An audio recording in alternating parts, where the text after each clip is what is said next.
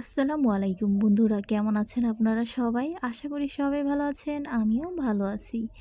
আজকে আমি আপনাদের মাঝে নতুন একটা রেসিপি নিয়ে হাজির হলাম। আশা করি আপনাদের অনেক অনেক ভালো লাগবে।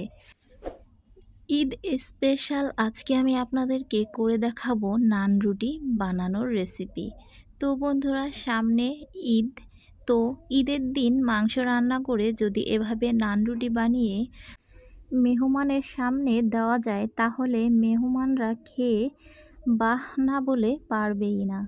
তো চলুন বন্ধুরা, শুরু করছি আজকের নান রুটির রেসিপি। তো বন্ধুরা, এখানে আমি এই কাপটা দিয়ে এখানে আমি 3 কাপ ময়দা নিয়ে নিচ্ছি। ময়দা বা আটা যে কোনো একটা নিলেই হবে, তবে আমি প্যাকেটের আটাগুলো নিয়ে নিয়েছি। আটা বা ময়দা যেটাই বলুন না কেন। তো তারপরে এখানে 3 মগ আটা নিয়ে নেওয়ার পরে এখানে দিয়ে দিচ্ছি পরিমাণ মতো লবণ।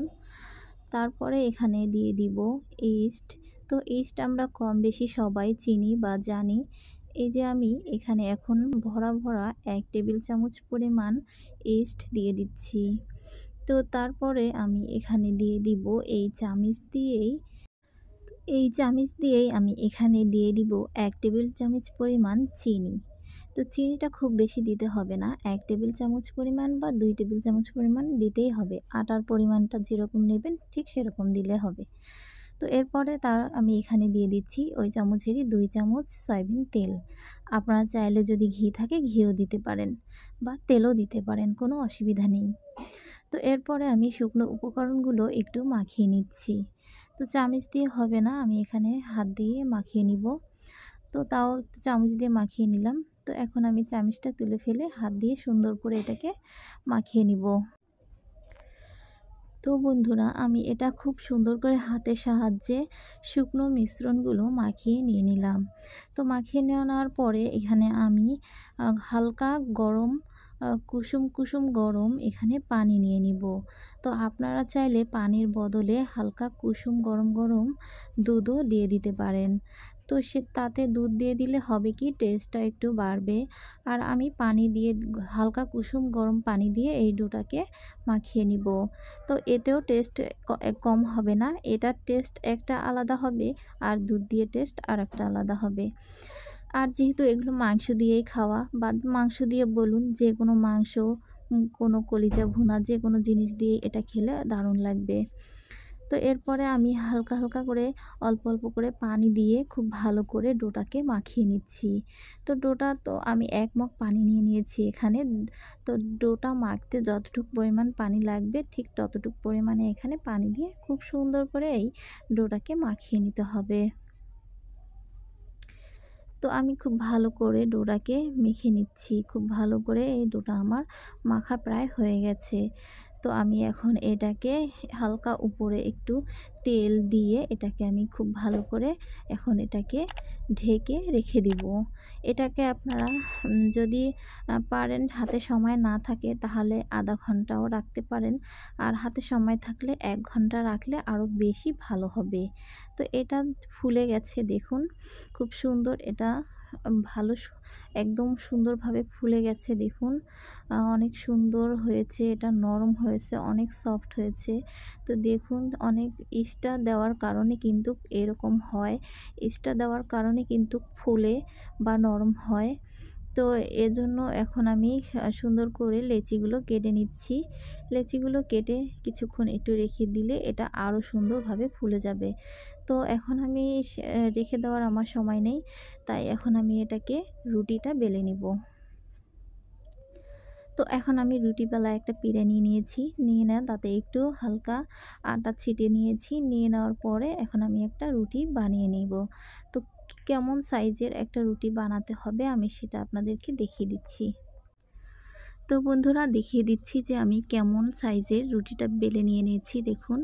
তো দেখুন, আমি ঠিক এতটা মোটা বলে বোঝানো যাবে না, দেখলেই বুঝতে পারবেন যে আমি কতটুক সাইজের এটা মোটা করেছি বা বড় করেছি।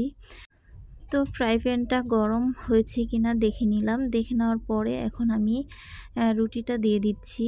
তো খুব বেশি জাল দিয়ে এটা রুটিটা ভাজা যাবে না। একদম একদম লো না বা একদম বেশিও বাড়িয়ে দেওয়া যাবে না, মিডিয়াম সাইজে রাখতে হবে। তো দেখুন রুটিটা আমি একটু এই পাশটা একটু হালকা করে ভেজে নিতে হবে। তারপরে এটাকে উল্টিয়ে সুন্দর করে ঘুরিয়ে ঘুরিয়ে সাইডগুলো একটু ভেজে নিতে হবে। খুব সুন্দর করে যেহেতু আমরা রুটি যেভাবে ভাজি, রুটি আমরা ভাজলে যেভাবে ফোলে ঠিক সেভাবে করে এটাকে ভেজে নিতে হবে। তো এরপরে যখন ওই পিঠটা খুব ভালো করে একেবারে হয়ে যাবে, তারপরে এটাকে আবারও উল্টিয়ে নিতে হবে। উল্টিয়ে নেওয়ার পরে এটা আপনা হতেই ফুলে উঠবে। তো এটা হয়ে আস্তে আস্তে এটা ফুলে উঠবে দেখবেন। তো দেখুন এই যে ফোলা শুরু হয়ে গেছে, একা একাই ফোলা শুরু করেছে। তো এই কালারটা ঠিক এরকম আসলে তাহলেই অনেকের রুটিটা হয়ে যাবে। তো অনেক সুন্দর রুটিটা ফুলেছে। তো হয়ে গেছে এটা আমার রুটিটা ভাজা। এখন আমি সবগুলো রুটি এভাবে করে ভেজে নিচ্ছি।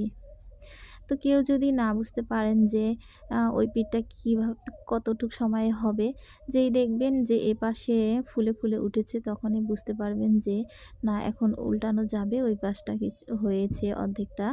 তো এভাবে করে করে তারপরে সবগুলো রুটি আমি ভেজে নিচ্ছি। তো বন্ধুরা আজকের এই রেসিপিটা যদি আপনাদের কাছে ভালো লাগে, ভালো লাগলে অবশ্যই লাইক, কমেন্ট, শেয়ার করবেন। আর আমার চ্যানেলটা প্লিজ সাবস্ক্রাইব করবেন। আর ফুল ভিডিওটা দেখবেন, দেখে বানিয়ে খাবেন, বাচ্চাদেরকেও খাওয়াবেন। বাচ্চারাও অনেক আনন্দ আর অনেক শান্তি করে খাবে। তো বন্ধুরা আমরা বাসায় বাচ্চাদের তো এভাবে বানিয়ে খাওয়াতেই পারি। তো এভাবে দেখুন নান রুটি কিনে খাওয়ার চাইতে কিন্তু বাসায় বানিয়ে খাওয়া অনেক স্বাস্থ্যকর, অনেক ভালো। তো বন্ধুরা হয়ে গেছে আমার রুটিগুলো ভাজা আর বানানো। তো এখন দেখুন দেখাচ্ছি যে রুটিগুলো কতটা সফট হয়েছে আর কতটা নরম হয়েছে। এই রুটিগুলো রেখে আপনি যদি সকালে বানান, বানিয়ে যে মনে করেন যে আমি বিকেলে খাবো বা রাতে খাবো, সেটাও খেতে পারবেন।